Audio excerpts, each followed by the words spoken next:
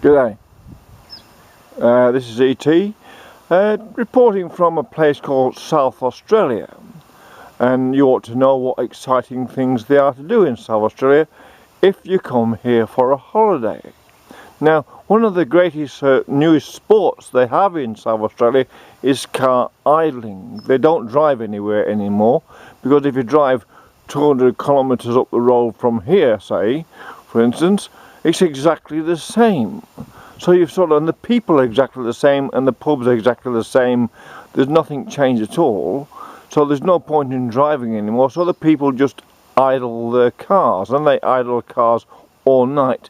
Because what's happened is, very sadly, so you need to be aware of this, they've drank a lot of fluoride. They've spilled too much fluoride into the reservoirs, and they've sort of deadened them down a bit. So they can't actually, when they get in the car, they forget what they're getting the car for. They turn it on and they think it's a video game, and they sit there listening to it idle. They're mesmerised by the sound of the motor. But it's become a sport, local sport now, because they cannot get the kids here to concentrate long enough to play cricket anymore. That is, if they can be standing there batting with a bat in their hand, and by the time the bowler takes a run up and gets to the bowling crease to let go of the ball, they've forgotten what they're doing, and they're staring into space, and they get hit on the side of the head with a ball and wonder what's happening, you know. And that's a sad part. That's why the cricket is slowly dying as an art form in South Australia.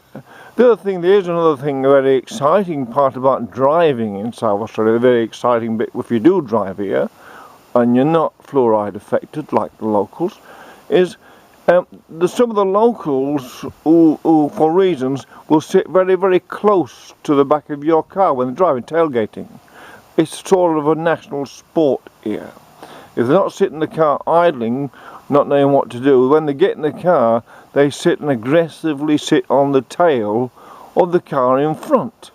And it's an unusual thing. What they'll do then, which is very, very strange, they'll sit for there's hundreds of miles of straight road, and then they can get to the first time they come to a bend or a crest of a hill, which is coming up, after travelling for hundreds of miles dead straight road behind you, they will then overtake you.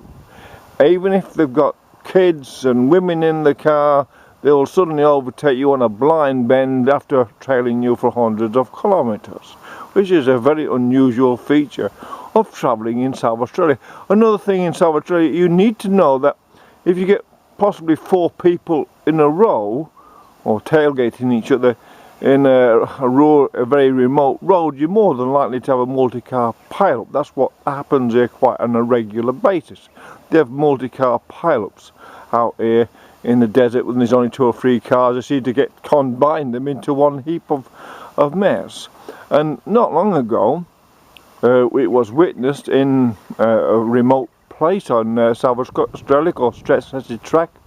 Thought it was a big sandstorm, dust storm coming up the road, and what it was a cavalcade of 74 four-wheel drives tailgating, apart from the first one, at 140 kilometres an hour up what is called the Stretts Lessig Track, which is a desert track what goes 600 kilometres from Lee Creek up to a place called Inaminka, and you can check it on the map.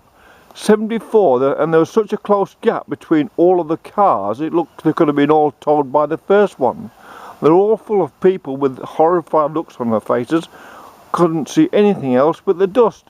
Very, very strange. So when you travel to South Australia, come here for a holiday, you have to be aware of the some of the things what going on here what aren't quite like you are used to it at home, say in Manchester, or some more civilised and normal place as that. So, and another thing you'll need here is these things, earplugs. You have earplugs, because at night time it's the noisiest place in the world. Because of their car idling, they start the car up at night, maybe they forget how to switch it off, and they idle it all the night. And that's what they do. So even in the quietest and smallest villages, which this is, it's very, very noisy all night.